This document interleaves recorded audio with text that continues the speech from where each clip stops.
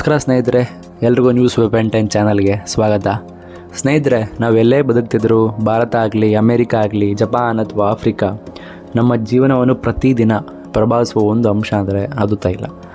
ಆದರೆ ಪ್ರಶ್ನೆ ಏನಂದರೆ, ತೈಲ ಬೆಲೆ ಏರಿದ್ರೆ ಅಥವಾ ಇಳಿದ್ರೆ ಯಾಕೆ ಎಲ್ಲ ದೇಶಗಳ ಮೇಲೆ ಪರಿಣಾಮ ಬೀರುತ್ತೆ ಎಂದು ಇವತ್ತು ನಾವು ಸಂಪೂರ್ಣವಾಗಿ ತಿಳಿದುಕೊಳ್ಳೋಣ ಬನ್ನಿ. ತೈಲ ಅಂದರೆ ಕೇವಲ ಪೆಟ್ರೋಲ್ ಅಥವಾ ಡೀಸೆಲ್ ಮಾತ್ರ ಅಲ್ಲ. ವಾಹನ ಸಂಚಾರ, ಕಾರ್, ಬೈಕ್, ಬಸ್, ರೈಲ್, ವಿಮಾನ ಎಲ್ಲವೂ ತೈಲದ ಮೇಲೆ ಅವಲಂಬಿತವಾಗಿದೆ.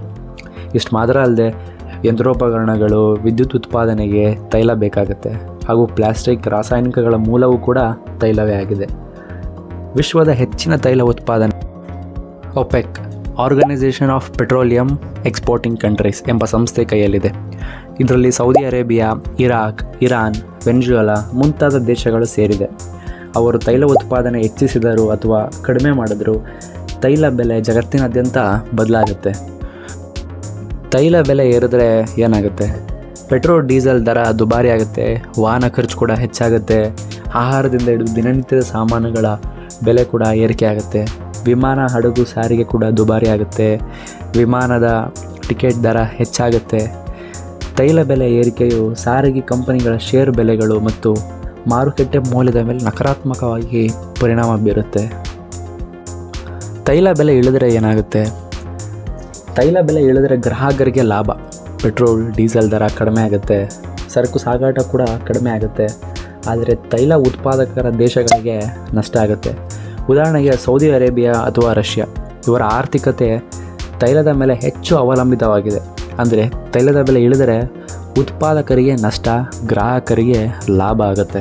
ತೈಲದ ಬೆಲೆ ಜಾಗತಿಕ ರಾಜಕೀಯ ಮೇಲೆ ಕೂಡ ಪರಿಣಾಮ ಬೀರುತ್ತೆ. ಅಮೆರಿಕ ಮತ್ತು ಯುರೋಪಿಯನ್ ರಾಷ್ಟ್ರಗಳು ಹೆಚ್ಚು ತೈಲವನ್ನು ಮಧ್ಯಪ್ರಾಚ್ಯದ ದೇಶದಿಂದ ಆಮದು ಮಾಡಿಕೊಳ್ಳುತ್ತೆ. ರಷ್ಯಾ ತನ್ನ ತೈಲವನ್ನು ಯುರೋಪಿಯನ್ ರಾಷ್ಟ್ರಗಳಿಗೆ ಮಾರಾಟ ಮಾಡುತ್ತೆ. ಆದ್ದರಿಂದ ತೈಲದ ಬೆಲೆ ಏರಿಕೆ ಅಥವಾ ಇಳಿಕೆ ನೇರವಾಗಿ ಅಂತಾರಾಷ್ಟ್ರೀಯ ಸಂಬಂಧಗಳ ಮೇಲೆ ಪರಿಣಾಮ ಬೀರುತ್ತೆ. ಉದಾಹರಣೆಗೆ ರಷ್ಯಾ ಉಕ್ರೇನ್ ಯುದ್ಧ. 2022ರಲ್ಲಿ ರಷ್ಯಾ ಉಕ್ರೇನ್ ಮೇಲೆ ದಾಳಿ ಮಾಡಿದ ನಂತರ ಪಶ್ಚಿಮ ದೇಶಗಳು ರಷ್ಯಾ ತೈಲದ ಮೇಲೆ ನಿರ್ಬಂಧ ಹೇರಿದವು. ಅದರ ಫಲವಾಗಿ ತೈಲದ ಬೆಲೆ ಗಗನಕ್ಕೆ ಏರಿತು. ಯುರೋಪಿಯನ್ನಲ್ಲಿ ವಿದ್ಯುತ್ ದರಗಳು ಎಲ್ಲ 2 ಪಟ್ಟು ಜಾಸ್ತಿ ಆದವು.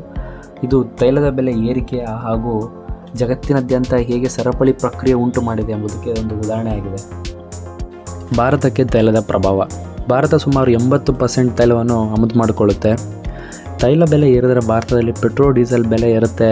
ಇದರಿಂದ ಸಾರಿಗೆ ದುಬಾರಿ, ತರಕಾರಿ, ಆಹಾರ, ದಿನನಿತ್ಯ ಸಾಮಾನುಗಳ ಬೆಲೆ ಏರಿಕೆ ಹಾಗೂ ಆರ್ಥಿಕತೆ ಬೆಳವಣಿಗೆ ಸ್ವಲ್ಪ ಮಟ್ಟಕ್ಕೆ ಕುಂದುತ್ತೆ. ಹೀಗಾಗಿ ಸಾಮಾನ್ಯ ಜನರ ಜೇಬಿಗೆ ಕೂಡ ಇದೊಂದು ಹೊಡೆತ ಬೀಳುತ್ತೆ. ಆದ್ದರಿಂದ ಅನೇಕ ದೇಶಗಳು ತೈಲದ ಅವಲಂಬನೆ ಕಡಿಮೆ ಮಾಡಲು ಪ್ರಯತ್ನಿಸ್ತಿವೆ.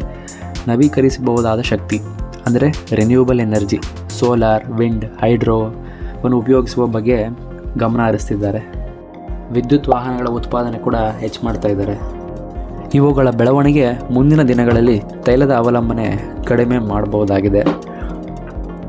ಹೀಗಾಗಿ ತೈಲದ ಬೆಲೆ ಏರಿಕೆ ಅಥವಾ ಇಳಿಕೆ ಕೇವಲ ಒಂದು ದೇಶದ ಸಮಸ್ಯೆ ಅಲ್ಲ, ಇದು ಜಗತ್ತಿನ ಪ್ರತಿಯೊಂದು ದೇಶದ ಆರ್ಥಿಕತೆ ಮತ್ತು ಜನಜೀವನಕ್ಕೆ ಸಂಬಂಧಿಸಿದೆ. ಸ್ನೇಹಿತರೆ, ನೀವೇನು ಯೋಚಿಸ್ತೀರಾ?